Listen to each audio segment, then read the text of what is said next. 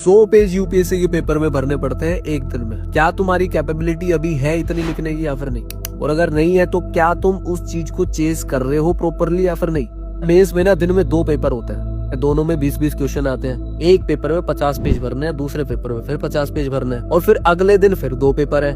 तो लड़ाई वहाँ पे कंटेंट की भी है कि वहाँ पे बढ़िया तुमने कंटेंट लिखा है, डाटा, फैक्ट्स, इंट्रोडक्शन, पॉइंट्स वगैरह सब कुछ बढ़िया है। दूसरी चीज यार तुम्हारी स्पीड भी बढ़िया होनी चाहिए। पेपर ही पूरा नहीं हो तो फिर क्या फायदा? मतलब सीनियर्स और टॉपर्स तो करके चले जाएंगे ना पूरा, उनको तो आदत हो रखी है। तीसरी चीज, तुम्हारा हाथ भी नहीं थकना चाहिए। एंड अगर तुम यूपीएससी की तैयारी कर रहे हो, ट्रस्ट मी, तुम किस दिन बैठो और 6 घंटे एक बार लिख के देखो, तुम्हें पता चलेगा मेंस के पेपर क्या होते हैं। तब शक्ति दुबे मैडम यार नालायक नहीं थी, 7 साल जो लगे, ना ही आदित्य श्रीवास्तव सर नालायक थे जिन्हें 3 अटेम्प्ट लगे हैं। सो चीजें टफ है, चीजें मुश्किल है। तुम्हें जब तक वो रियलाइज ही नहीं होगा तब तक तुम वो नियत बना ही नहीं पाओगे कि यार उस लेवल की मेहनत करनी है। अभी तुम मान लो 10-15 पेज के नोट्स बना रहे हो, उसमें थक जा रहे हो कि यार टीचर ने बहुत लिखवा दी, भाई उधर 100 पेज कैसे करेंगे? तुम क्वेश्चन भी नहीं छोड़ के आ सकते वहाँ पे, कर वो मार्जिन बहुत कम है, रैंक 300 और रैंक आखिरी वाले में मुश्किल से 25-30 नंबर का फर्क है बस। समझ रहे हो? तुम हर पेपर में 2-2 क्वेश्चन, एक क्वेश्चन छोड़ा है, उस केस में फिर वो अगले साल वो प्री का फॉर्म आ जाएगा हाथ में। तो तुम जल्दी से आज या कल परसों जब भी एक दिन बैठो, 6 घंटे यूपीएससी के 2 क्वेश्चन पेपर उठाओ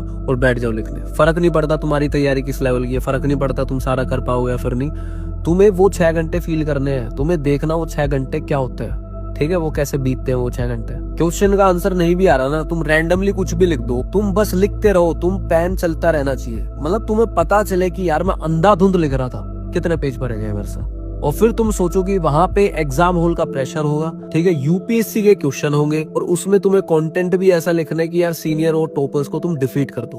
तो चैलेंज काफी बड़ा है और चैलेंजेस से भागना कोई सोल्यूशन नहीं है। तुम उसे फेस करो ना, उसे डिफीट करने के काबिल बनो, तभी बात बनेगी। थोड़ी सी नियत में बदलाव तो लाना पड़ेगा भाई, और वो बदलाव तभी आना शुरू होगा जब तुम्हें रियलाइज होगा कि वो 6 घंटे क्या होता है।